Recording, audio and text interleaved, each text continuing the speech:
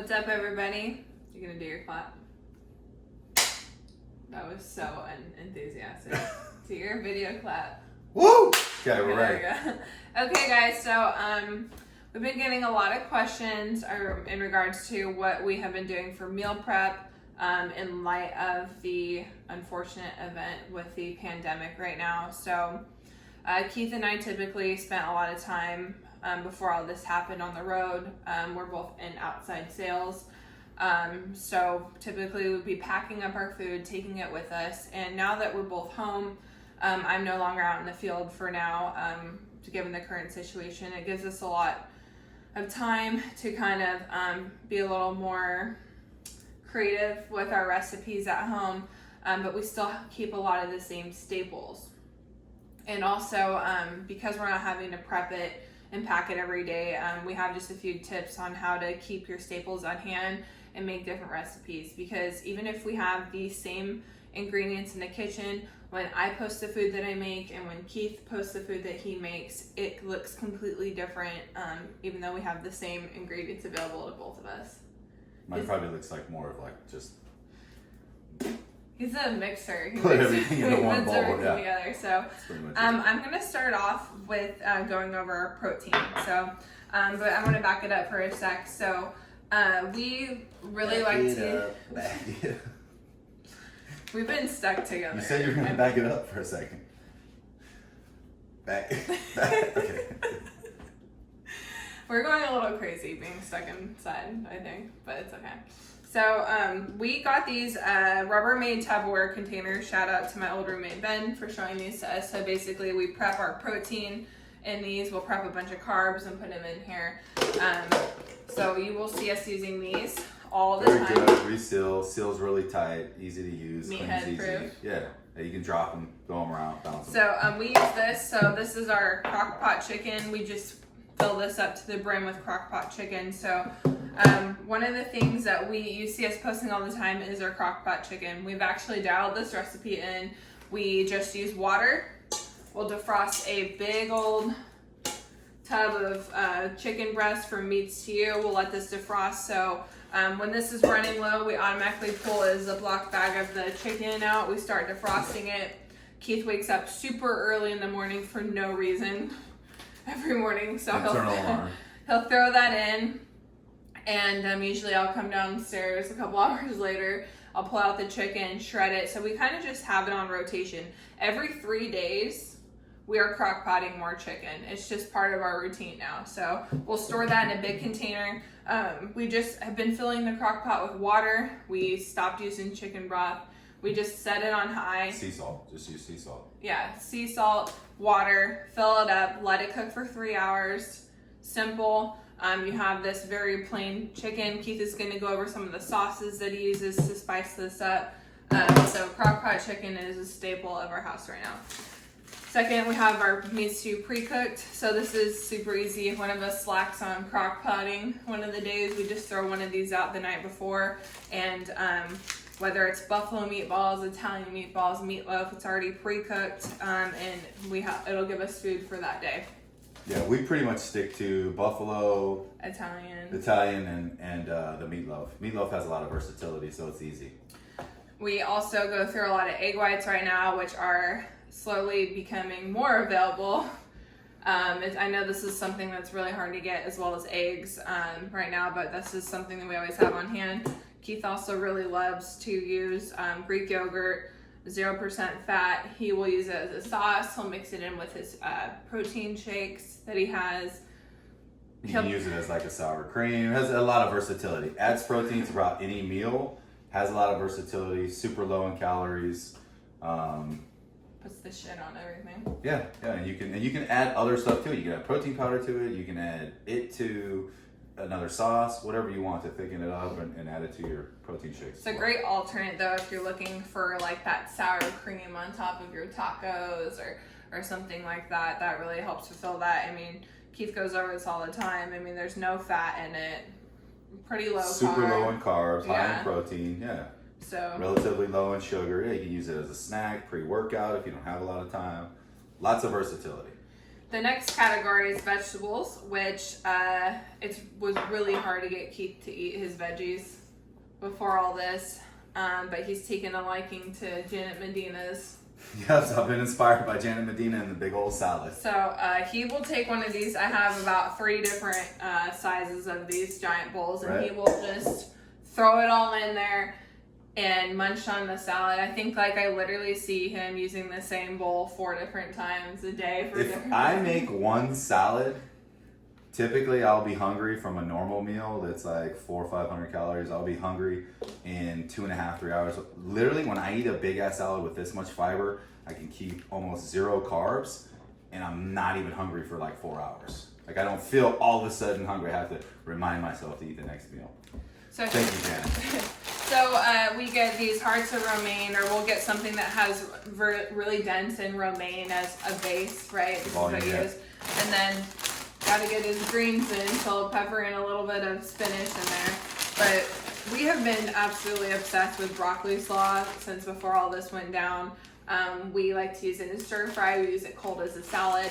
This is something that we really is a huge staple. So this will kind of bulk up his salad that he eats. I mean, he's kind of doing his own thing with the salad.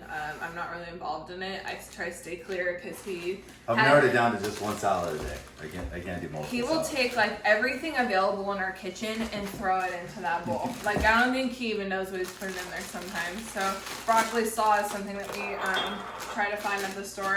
And then one of his newest obsessions is bell peppers. This is an old one. I used to use this when I made my own pico and chop it up. Like instead of the tomatoes, and then it has, it has a lot of color, versatility, makes your dish look better, taste.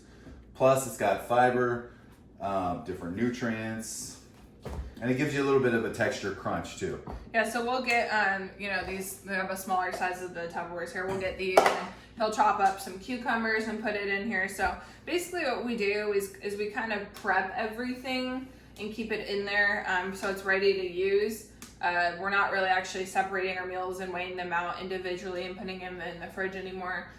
So that gives us more of a variety. So we're not craving, bad food. We're not going to order, takeout or something to come here because we have that versatility and have all these ingredients available on hand. That's a huge positive of the current situation is most of us have trouble, especially if you're new to this. You have trouble kind of figuring out what your staples are. So like for us, our old staple used to be tilapia. We figured out a way to know how to make a large amount of it that lasted a long time, how it was going to taste good, and you knew exactly how many calories, protein, carbs, and fat was going to be in each one. Now, a huge upside for people, even including ourselves, is you can take your staples and start to really get creative and figure out what you like. And then think about in 2-3 months from now, if this is not our current situation, okay, there was that one meal that I really liked. How do I make that and make it last for 3 or 4 days in a row? Yeah. Right? Exactly. So right now you don't have to do that. You can make almost every single meal at home so you can take the time to be creative, whereas, a couple weeks ago you couldn't. Yeah, no, I haven't had this much variety in my diet in a long time. I mean, him and I, like, if you knew us back in our tilapia phase, we were eating the same thing.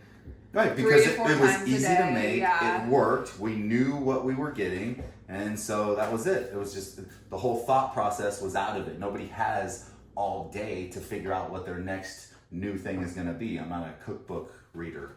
I'm not a cookbook reader. So that's our vegetables, and then I'll let Keith kind of go into the carbs. So again, everything being a staple, like we just find things that have. Typically, we almost have everything has more than one use. So if you go back to like the spinach, you can put the spinach in your egg whites. You can put the spinach with your potatoes. You can put that inside of a tortilla. So like with the carbs, these are all going to have versatility. This is more of a breakfast thing, but Kelsey likes to eat breakfast for dinner.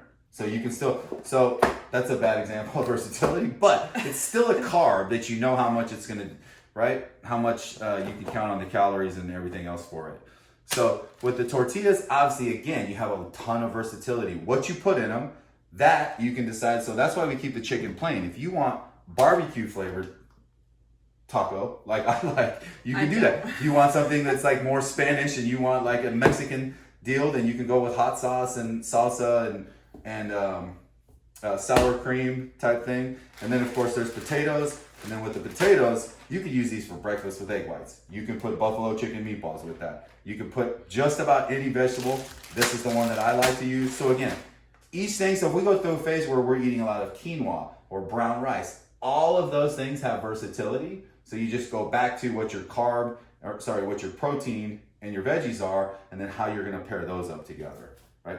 Then you move to the final piece. This is like 1/16 of the amount of sauces that we have in the fridge. We have so much. He's like the sauce boss. He comes home and he's like, I found this new sauce and I just think we need to, and I'm like, dude, we have so much sauce. Some of them are sauce. Some of them too much sauce.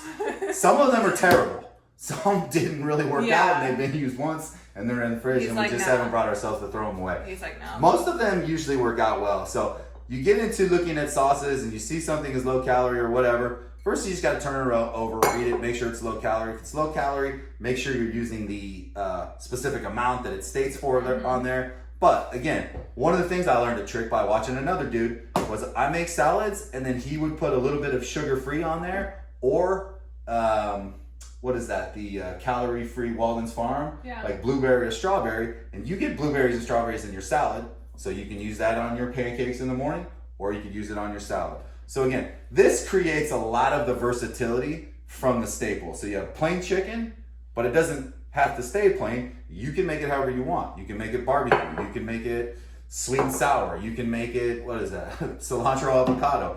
Mix that together and then pair it with your carb, whatever you want. That's the way that we've kind of set this up for ourselves.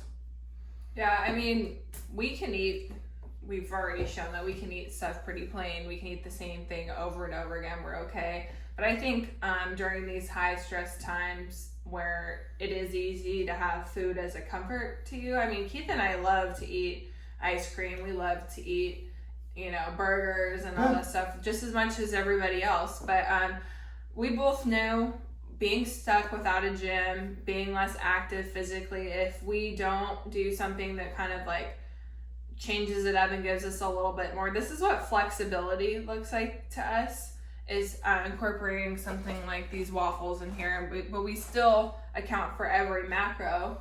But if we don't, that's when you kind of start going into bad habits of, if you are a binge eater, that's where that kind of happens and stuff like that. And it's easy to use food as a crutch, because I can do my patio workout all day long, but if I don't have the nutrition dialed in, and if we aren't staying within our macros, this is where we're going to see, even if you're just trying to maintain your weight during this time, it's not going to happen.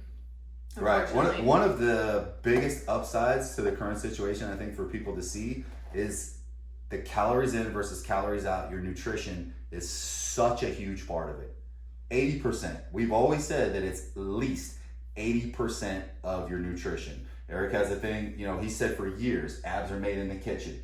You can get a six-pack. You might not be able to develop the kind of muscle or shape from home workouts that you desire from a gym, but you absolutely can lose weight. So this is an opportunity for people to see. The workout is like maybe 10% of it. Challenge yourself on whatever workout you're gonna do, but don't think you can't continue to lose weight or just lose weight. And this is a great opportunity to be creative and figure out some new things. Find a big ass salad that has a ton of volume and low calories, takes up a lot of space. But normally if I was on the road and I was out working every day, I wouldn't get to eat that. I wouldn't take a big ass salad with me. I have to wait till I got home, Janet. And when I'm home, damn it, I want it right now and I want to hurry up and eat and relax. So yeah, we just wanted to kind of show what we're cooking with. We have, like he said, a lot more sauce. Way more sauces than this. But you don't even want to know the amount of sugar-free stuff I have. He has a problem, is what he has. We do. So anyway, I mean, you're gonna see these paired up differently if you check and see what Keith is making versus what I'm making, like he said. So we wanted to get this video out to kind of just show. I know a lot of people are just wondering, okay, what are you guys eating? Last week I lost 2.2 pounds, just based on counting my macros. I mean, making sure you're staying into a calorie deficit. It's easy to just want to wander into the fridge, but I got Keith's desk is right here next to the fridge, so he's kind of guard dogging the kitchen. There's an old school alarm that goes back away from the refrigerator. Step back.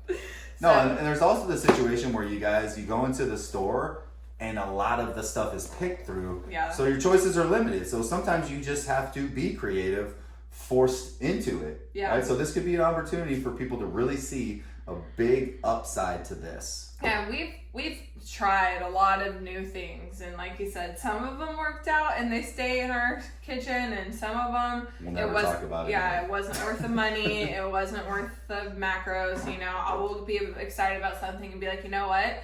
It's like, how much money do you have in the bank? Like, you know what I mean? Every day I wake up and I have so much money, aka macros, that I get to spend during the day. It's like you have to budget it. So I would rather, you know, eat my waffle in the morning and burn all my macros in the morning than, you know, Keith likes to kind of spread his out and use it in a different way, you know. So that's how you just have to look at it. Whatever you can do that's going to fit your macros. Figuring out how it works for you. Yeah. What's going to work for you. So we will get to cooking. So thanks for your patience on that. I've been totally swamped with work. I am extremely thankful to be still employed and working, and not complaining about that, but Keith is super eager to make content, and I have to, when I come downstairs and I'm done with work, he's like, can we make videos? Can we cook? Yeah, exactly. Let's go. So we will start working on that. So thanks again for all your support, and we'll talk to you later. Bye. Bye.